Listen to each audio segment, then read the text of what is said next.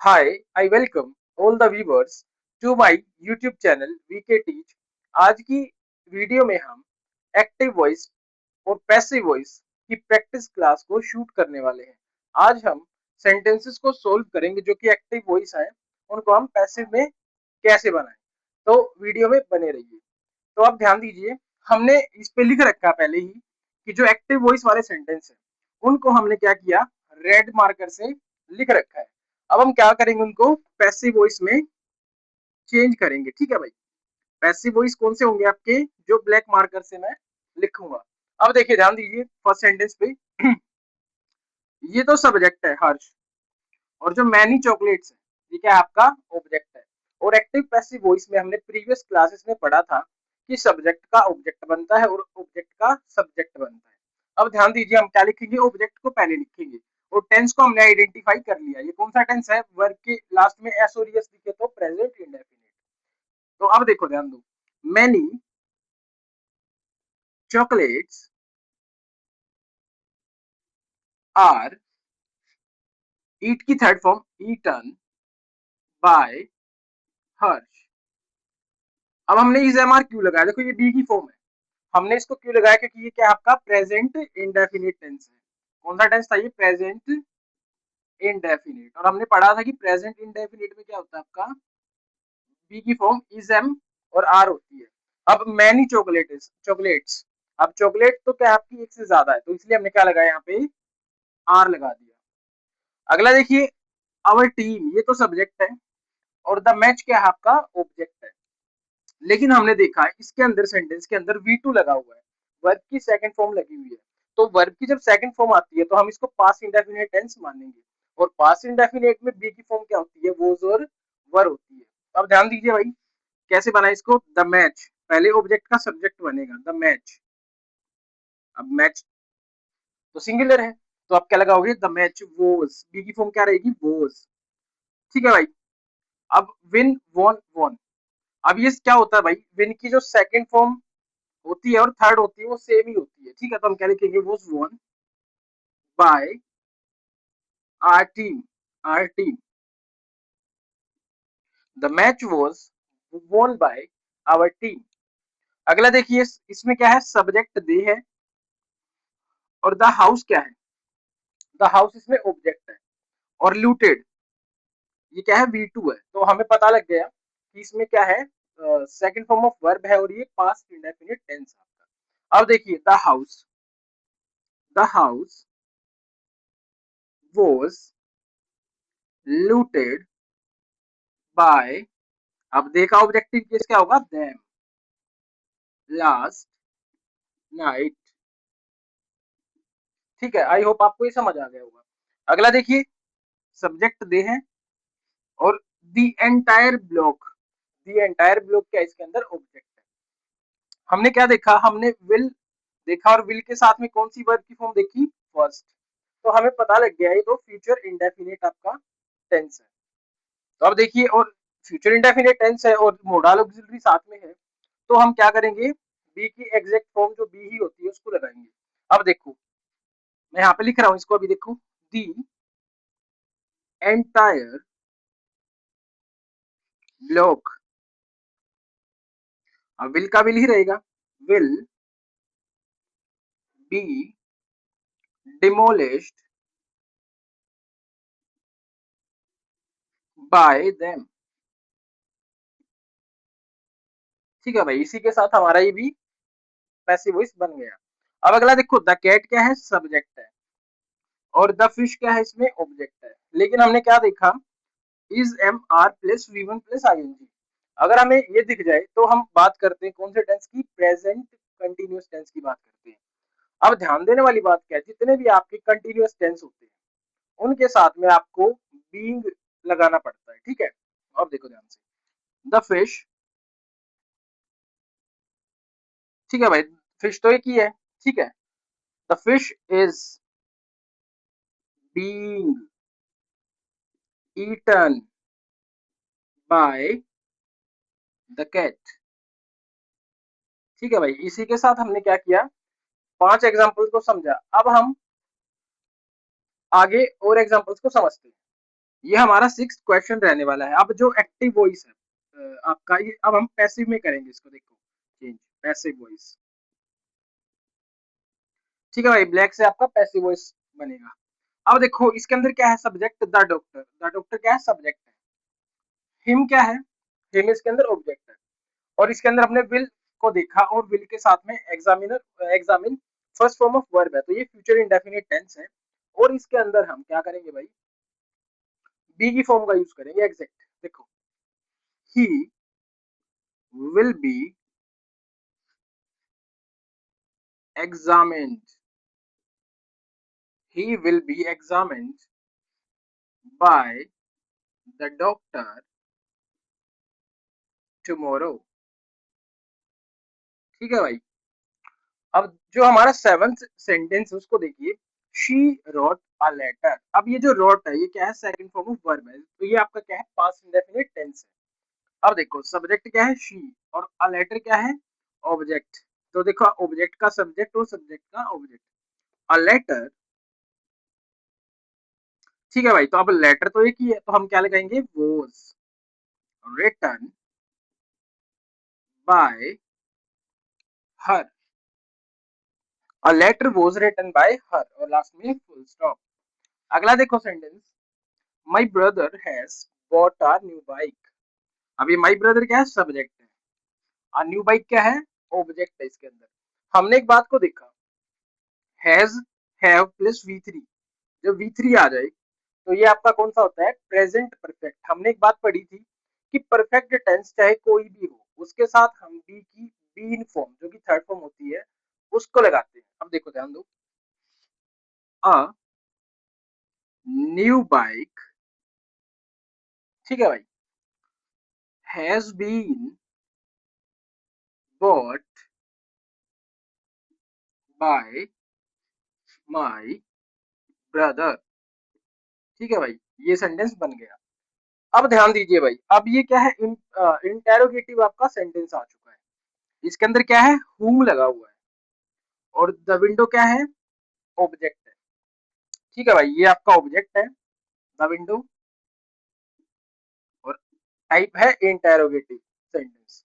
अब देखो हमने एक बात पढ़ी थी जो हमारी प्रीवियस क्लासेस थी वो इसके रिगार्डिंग, उसमें हमने पढ़ा था कि जो हु होता है, हु को हम बदलते हैं बाय हुम में और टू हुम में।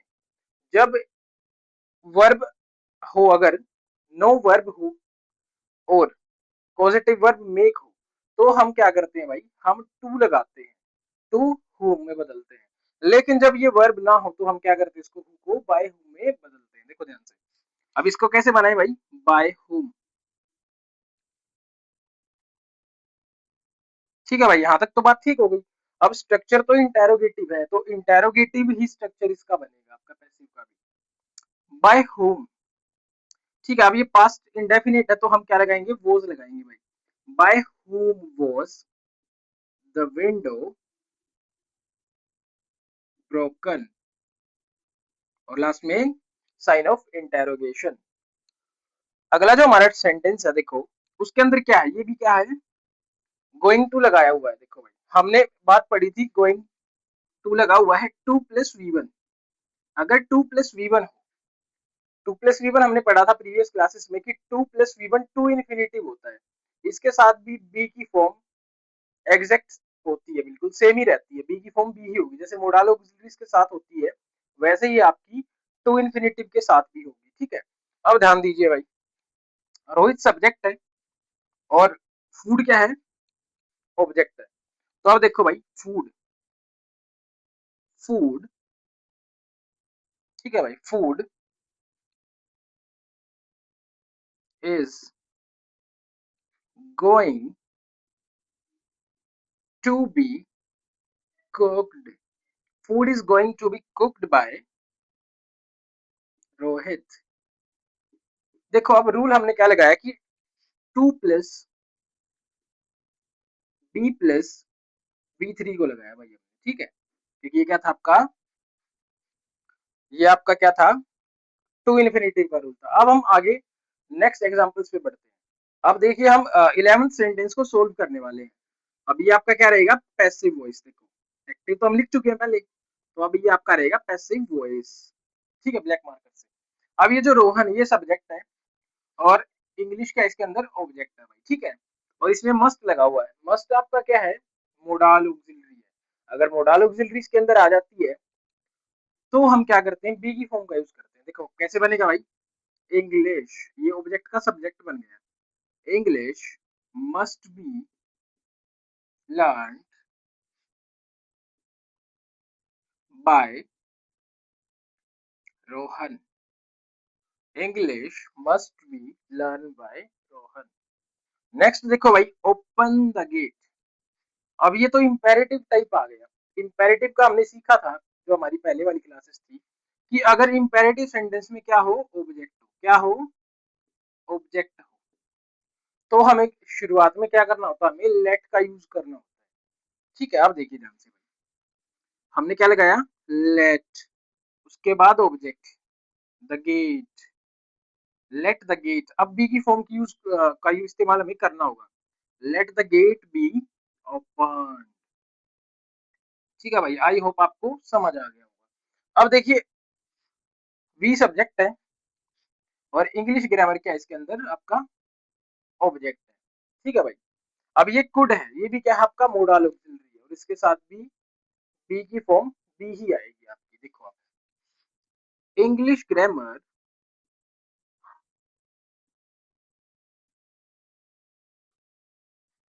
could be learned by us। We का सब्जेक्टिव केस तो वी ही है, लेकिन ऑब्जेक्टिव केस क्या है, अस। ठीक है भाई, अगला देखो, रिस्पेक्ट दी एल्डर्स। ये भी आपका क्या है, इंपेरेटिव टाइप ही रहने वाला है। लेकिन हमने एक बात पढ़ी थी कि अगर इंपेरेटिव सेंटेंस में मोरल सजेशन या ऑब्लिगेशन की बात आ जाए तो हम क्या करते हैं, हम लेट का यूज नहीं करते, हम फिर उसके स्थान पे शुड का यूज करते हैं। देखो कैसे, अब ये दी एल्डर्स क्या है, ऑब्जेक्ट है भाई। दी एल्डर्स क्या है, इसमें आपका ऑब्जेक्ट रहने वाला है। अब देखो भाई, हमें पहले ऑब्जेक्ट को लिखना होगा, दी एल्डर्स। अब शुड का यूज होगा, शुड बी रिस्पेक्टेड। ठीक है भाई, दी elders should be respected. Next हमारा है, ये भी क्या है आपका इंपेरेटिव ही सेंटेंस है, लेकिन इसमें क्या है, ऑब्जेक्ट आपका नहीं है। और जब ऑब्जेक्ट ही नहीं होगा तो हमें क्या करना है, फिर हमें ना तो लेट का यूज करना, ना हमें इसके अंदर शुड लगाना। हमारा स्ट्रक्चर क्या रहेगा, देखो ध्यान से। अब ये ऐसे बनेगा, यू आर। अब इसमें देखो क्या हो सकता है, वो सेंटेंस के ऊपर डिपेंड करती बातें। ये आप लगा सकते हो, you are ordered, requested, commanded, warned. ठीक है भाई, तो अब देखो, you are ordered,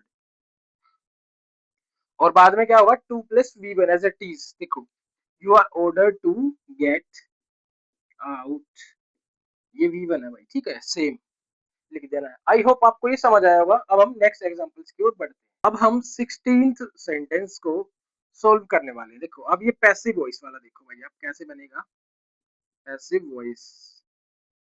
black marker से देखो भाई ध्यान से, कि इसके अंदर सब्जेक्ट है और द वर्क क्या है, ऑब्जेक्ट है। तो अब देखो, हेड प्लस वी थ्री आया हुआ है। हेड प्लस ये जो वी थ्री है, ये हमें कंप्लीटेड एक्शन दिखा रहा है। अब कंप्लीटेड एक्शन भी कब दिखा रहा है हमें, ये पास्ट का। तो अब इसके साथ भी हमें क्या लगाना होगा, बीइंग, सॉरी बीन लगाना होगा। देखो, the work had been completed by him। ठीक है, अगला देखो, इसके अंदर सीता क्या है, सब्जेक्ट है, और अ न्यू बुक आपका ऑब्जेक्ट है। अब विल है, तो विल के साथ क्या आएगा, फ्यूचर इंडेफिनिट टेंस है भाई, विल के साथ वी वन है, तो हम क्या करेंगे, बी का यूज करेंगे। ठीक है, देखो, a new book will be bought by Sita, full stop. Next example की ओर देखिए, इसके अंदर ये जो हेल्पिंग वर्ब है, इसको पहले लगाया गया है और लास्ट में साइन ऑफ इंटेरोगेशन लगाया गया है। तो ये आपका क्या है, इंटेरोगेटिव सेंटेंस है। अगर आपकी स्टेटमेंट एक्टिव वॉइस में इंटेरोगेटिव है तो आपको पैसिव वॉइस में भी इसको इंटेरोगेटिव ही रहने देना होगा। बस फर्क इतना होगा कि आपको यहाँ पे बी की फॉर्म लगानी होगी यहाँ पे। ठीक है, पहले आपको टेंस को आइडेंटिफाई करना। अब ध्यान दो, डज हमने देखा तो डू और डज आपका प्रेजेंट इंडेफिनिट में आता है, और उसमें जो बी की फॉर्म होती है वो इज, एम और आपकी आर होती है। अब देखिए, तो अब सब्जेक्ट क्या है, योर ब्रदर, और आकार क्या है आपका, ऑब्जेक्ट। तो आकार सिंगुलर की बात हो रही है तो हम क्या करेंगे, अब सिंगुलर की बात होगी तो हम इज लगाएंगे। देखो, इज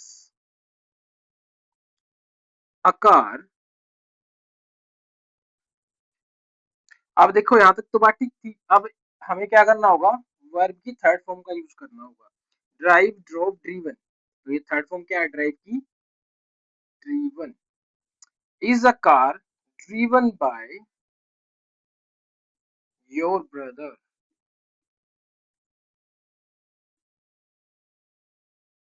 ठीक है भाई। अब ये डज ब्रदर के हिसाब से आया है, योर के हिसाब से नहीं आया, क्योंकि ब्रदर क्या है, सिंगुलर है। ठीक है भाई। और ये जो इज है वो कार की वजह से है, क्योंकि कार क्या है आपकी, सिंगुलर ही है। ठीक है, अब देखो, ये भी इंटेरोगेटिव स्टेटमेंट है लेकिन ये फ्यूचर इंडेफिनिट की है, तो इसको तो आपको सेम रहने देना होगा। ठीक है भाई, तो इसको क्या कर दो आप, सेम रहने दो, विल। अब आपको ये जो ये सब्जेक्ट और ये ऑब्जेक्ट है, ऑब्जेक्ट को पहले लो। तो विल आई, अब ऑब्जेक्टिव केस है तो सब्जेक्टिव बनाना होगा। विल आई, अब बी की फॉर्म का यूज करो, will I be helped bye you. ठीक है, अब ये जो लेट वाले सेंटेंस है आपके, अब लेट के साथ अब देखो, ये एक्टिव वॉइस है भाई आपका।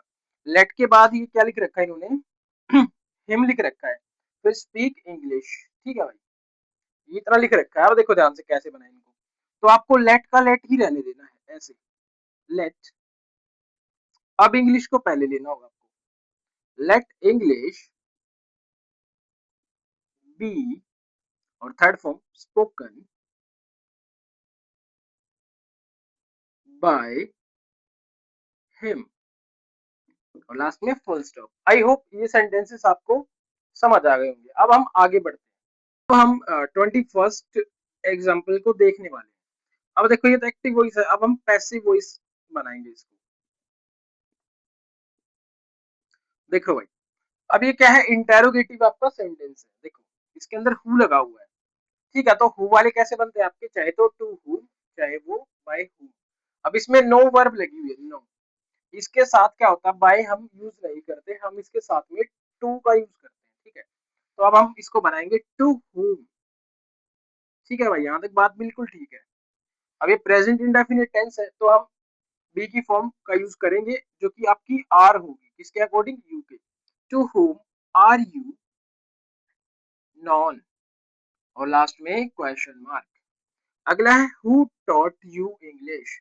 अब फिर से हु आ गया, लेकिन ना तो इसमें पॉजिटिव वर्ब मेक है, ना ही इसमें नो है, तो इसको बाय हुम में बदलेंगे, बाय हुम। ठीक है, यहाँ तक बात ठीक है। अब ये यू है और इंग्लिश है, अब इसके अंदर दो ऑब्जेक्ट आ गए भाई। अगर हम इसकी बात करें, यू की, तो ये क्या है, इनडायरेक्ट ऑब्जेक्ट, ऑब्जेक्ट। और जो इंग्लिश है वो क्या है आपका, डायरेक्ट ऑब्जेक्ट। अब ये तो हमने पढ़ा था भाई कि डायरेक्ट ऑब्जेक्ट और इनडायरेक्ट ऑब्जेक्ट क्या होता है। अगर ये रिप्लाई दे वट का, तो ये डायरेक्ट ऑब्जेक्ट होता है। अगर ये होम का रिप्लाई दे तो ये क्या होता है आपका, इनडायरेक्ट ऑब्जेक्ट। अब ध्यान दीजिए भाई थोड़ा, अब देखो हमें क्या करना होगा, हमें ऑब्जेक्ट को लेना होगा। देखो, बाय हुम, अब देखो ये सेकंड फॉर्म ऑफ वर्ब है, ये पास इंडेफिनिट है, तो आपको वो जो वर्ब में से लगाना होगा। By whom were you taught English. ठीक है भाई, ये हो गया सोल्व हमारा। अगला है साहिल इज रिपेयरिंग द कार। अब ये जो साहिल है ये तो सब्जेक्ट है, और द कार क्या है, इसमें ऑब्जेक्ट है, और प्रेजेंट कंटिन्यूअस है। और कंटिन्यूअस जो भी आपके सेंटेंस होते हैं उनके साथ हमें बीइंग का यूज करना पड़ता है, बीइंग का। अब देखो भाई, the car is being repaired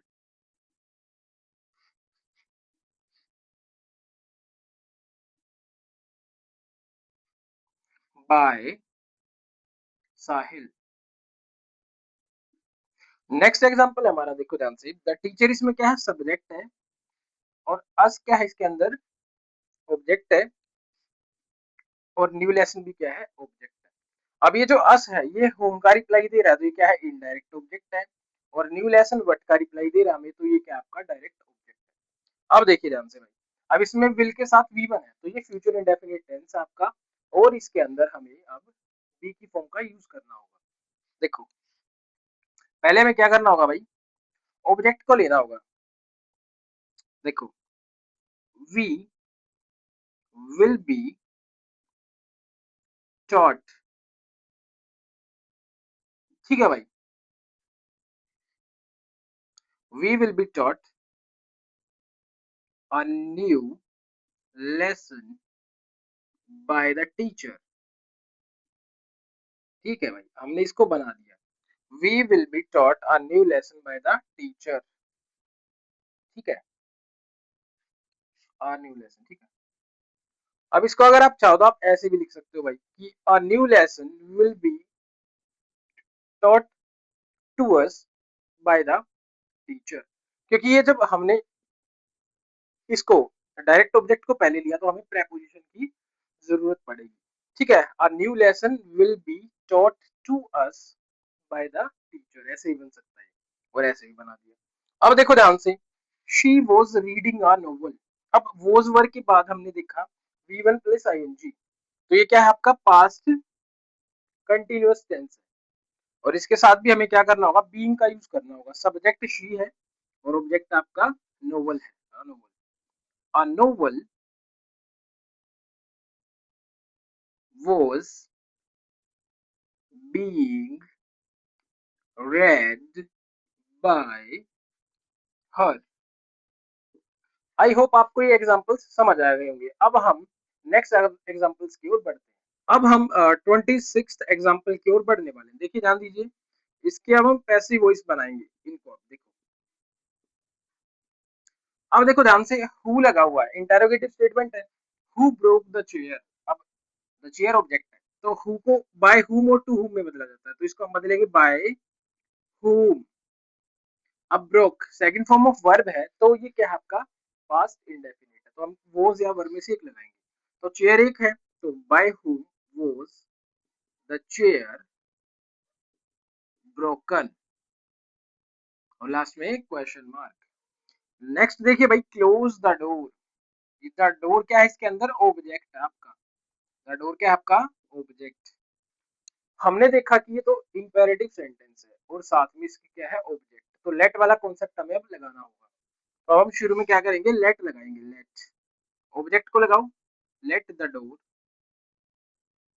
be closed. ठीक है भाई, अगला है did Mayank read the lesson. अब हमने डिड से देखा, ये तो क्या है आपका पास्ट इंडेफिनिट है और इंटेरोगेटिव आपका सेंटेंस है। अब ध्यान दीजिए भाई, अब इसके अकॉर्डिंग हमें बी की फॉर्म लगानी होगी, वोज और वर में से। अब जो द लेसन क्या है ऑब्जेक्ट है और मयंक क्या है सब्जेक्ट है, तो अब द लेसन तो हम क्या लगाएंगे, was the lesson read by. अब read, read read, third form भी सेकंड फॉर्म भी सेम देखने में होती है, लेकिन प्रोनाउंसिएशन क्या होता है इनका अलग होता है, रेड बोला जाता है इसको। Was the lesson read by Mayank, और लास्ट में एक क्वेश्चन मार्क। अगला है हमारा sentence, my friends are watering the plants. और आर के साथ हमने क्या देखा, वी1 प्लस आईएनजी को देखा, ये तो आपका कॉन्टिन्यूअस टेंस है, तो इसमें हमें बीइंग को लगाना होगा। ठीक है भाई, देखो ध्यान दो भाई, द प्लांट्स, ठीक है भाई, प्लांट्स भी ज्यादा तो हम आर ही लगाएंगे, are being watered by my friends. The plants are being watered by my friends. अगला है the principal gave them prizes. तो जो गेव है इसमें सेकंड फॉर्म ऑफ वर्ब है और ये आपका पास्ट इंडेफिनिट टेंस है, तो अब हमें बी की फॉर्म वोज और वर्ब में से लगानी है। देखो द ये जो प्राइजेस है ये क्या है आपका ऑब्जेक्ट है और देम भी क्या है आपका ऑब्जेक्ट है। अब एक इनडायरेक्ट ऑब्जेक्ट है, एक डायरेक्ट ऑब्जेक्ट है। ये आपको मेरे को कमेंट बॉक्स में बताना होगा कि कौन सा डायरेक्ट ऑब्जेक्ट है और कौन सा आपका इनडायरेक्ट ऑब्जेक्ट है। ठीक है, अब हम इसको सोल्व करते हैं। देखो देखो हमने लिखा दे वर, ठीक है भाई। अब सेकंड फॉर्म ऑफ वर्ब है तो भाई पास्ट इंडेफिनिट है तो हमने वर लगा दिया, ठीक है। They were given, third form लगाएंगे अब हम गिव की। They were given prizes by the principal. और इसको दूसरे तरीके से आप बना सकते हो, द प्राइजेस वर, आप लिख सकते हो the prizes were given to them by the principal. ठीक है, उसमें डायरेक्ट और इनडायरेक्ट ऑब्जेक्ट का ही कॉन्सेप्ट होता है। डायरेक्ट के साथ प्रेपोजिशन होती है और इनडायरेक्ट के साथ आपकी प्रेपोजिशन नहीं होती। ठीक है भाई, आई होप आपने वीडियो को पसंद किया होगा। If you like the video, please do like it, share it and subscribe to my channel. Thank you.